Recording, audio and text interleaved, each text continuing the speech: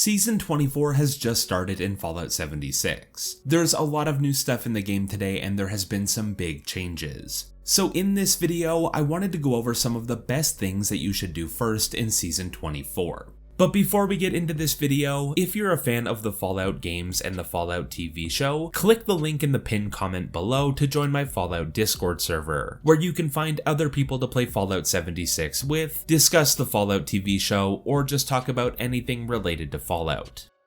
Now, the first thing that I suggest doing in Season 24 is going to your seasonal scoreboard and claiming your 5% score boost. This will be free and it's on the very first page of the scoreboard, so before you do anything you can grab this to get a little bit more score points for everything that you do. Everyone is starting back at rank 1 on the scoreboard and there is some cool stuff to get this season, so this will help you get it a little bit faster. The next thing that you'll want to do is take a peek at your build. This will involve looking at your weapons, armor, and perk cards. Now the reason for this is because in this season we did get some changes to legendary mods, and some perk cards have been changed. Mainly the portable power, which will now increase your movement speed by 10% per rank. Sturdy frame will reduce the amount of stagger taken per rank. Fireproof has been changed into a new card called Hardy, and blocker will now reduce the amount of damage that you take from blocked attacks. For legendary mods, it's a much bigger list, but the ones that you really want to look out for are mutants, bolstering, vanguards, overeaters, aristocrats, elementalists, warming, fireproof, hazmat, poisoner, defenders, cavalier, riposting, and weightless. All of these legendary mods have had some form of change to them. Armor mods also had a small change, but it's mainly to their durability and weight. But it's still very important to just take a quick look at your gear to understand what's different. Many people didn't really pay attention to the patch notes and didn't prepare for these changes, so your build may feel a little different today. And while we're on the topic of this, it no longer costs perk coins to unequip legendary perk cards, so you can swap these out whenever you want. And the cap on perk coins has also been increased. So if you were maxed out on perk coins and have some perk cards that you don't want, this is a great chance to scrap them to free up some space. Next up on the list are 2 side quests that you may want to do. Now you may have already done these, but the side quests that I'm talking about are Falsely Accused and Cold Case. Both of these will be started at the Wavy Willards water park. Cold Case will come from Miss Annie near the big green alligator statue, and Falsely Accused will start by killing the marshal bots that will be down the road from the parking lot. And the reason that I suggest doing these is because the unique weapons that you'll get from completing these side quests just got big buffs. The Civil Unrest, which will come from Falsely Accused, will now come with Assassins, Inertial, and Swift legendary mods. And the baked in effect on it will increase your AP by 50, which is the equivalent of gaining 5 agility. The Perfect Storm SMG will come from the Cold Case side quest, and it's gained the Quad, Hitman's, and Nimble legendary perks, and it will still have the unique effect on it which will deal fire damage on every hit. In my opinion, these weapons are actually looking pretty good this season, so I highly suggest grabbing them if you haven't. The only bad thing is that these changes won't fully apply to the versions of the weapons that you already have, so you may want to do these quests on another character to get a version of this weapon that you can give to your main character. Another good side quest that you should do right away is the Opportunity Knocking side quest, which you can get from the red nightclub poster at any train station. This questline only has 4 quests in it, but by the end of it you will have acquired all of the plans to craft the Civil Engineer armor, which if I'm remembering correctly is now going to be the best normal armor set when it comes to energy resistance. The questline is pretty short, so it's worth doing just to have this armor set available to you. But of course, with saying this, I'm also going to suggest that you start farming expeditions for stamps, because stamps will be used to buy the mods for the Civil Engineer armor, including the jetpack mod.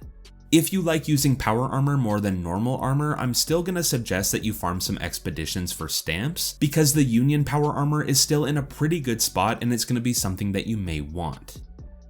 Next up on the list is a big one, and that's going to be public events. This may have been the biggest change this season, as every public event and activity saw some type of change in some way. But the big one that sticks out is the increase to the amount of legendary enemies that will spawn during these public events, which is always good because that means every public event will have more legendary items, which you can then scrap for more chances to learn those legendary mods. Right now we are seeing public events explode and there are a lot of people at them. But not only will you find more legendary enemies at each public event, but the rewards for completing public events have also been increased. So you'll be getting more caps, more experience, more legendary items, more legendary modules, and there will be some new titles. Player titles can now drop from public events, and camp titles will drop from activities.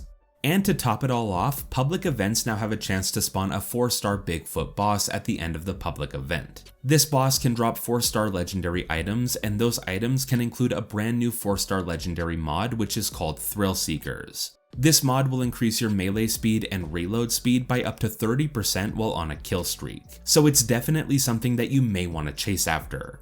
The uninvited guests and guided meditation public events are also worth doing because they'll have a chance to spawn either a Wendigo Colossus or Deathclaw Matriarch boss at the end of the public event, which again can drop some really good stuff. But there are more random bosses that we can encounter, we just haven't found them all yet because it's still the first day of the season. But in general, public events are now something that you probably don't want to skip out on, and I'm suggesting that you do these as often as you can. Next up, we have something that may not apply to everyone, but it still needs to be mentioned. And that is finding a team that will teach you how to do the drill section of the raid. Now before today, most people were skipping the drill section of the raid because it is kind of tricky, but the method that was used to skip the drill has been removed. An alternative may come up, but for now we'll need to be doing the drill properly. So if you don't know how to do the drill section of the raid, this is your chance to learn it. Just find a team that you can go slow with and explain everything to you. The ultra genetic mole miner in the drill section will no longer one-shot you, which does make the encounter a little bit easier, so don't be too worried about it. Of course, it's a brand new season and we're all going to be starting back at rank 1 on the scoreboard. Most of you are already aware, but that means we need to get back into doing our daily and weekly challenges, and prioritize farming experience to rank up the scoreboard. So every day starting today, when you log into the game, just try to get as many of these challenges done as you can. I'm not saying to speed through this all in one sitting, but just make some progress on it to level up your scoreboard and get the new items that you want. And finally, the last thing that I suggest doing when you first hop into Fallout 76 for Season 24 is going over to Smiley at the Wayward. You probably have already been doing this for a while, but because of the new changes that we talked about at the start of the video, you may want to grab some more gold to purchase new items from the gold vendors to replace anything that you were using that got nerfed. I've heard some people mention that Smiley actually resets on Monday, but I'm not sure about that. But thankfully this season has started on a Tuesday, so you should be able to go and buy some gold bullion. Then you can go and stop at a gold press machine like the one at the White Spring Mall to get some more. Then use it to buy whatever you want or save up for something bigger in a few days. But that's pretty much it. There were some big changes in the new season that added some new things, but it only slightly tweaked how you already have been playing the game. But honestly, you really want to be doing every public event that you see as soon as you get back into the game. I hope this video has helped you and thank you for watching.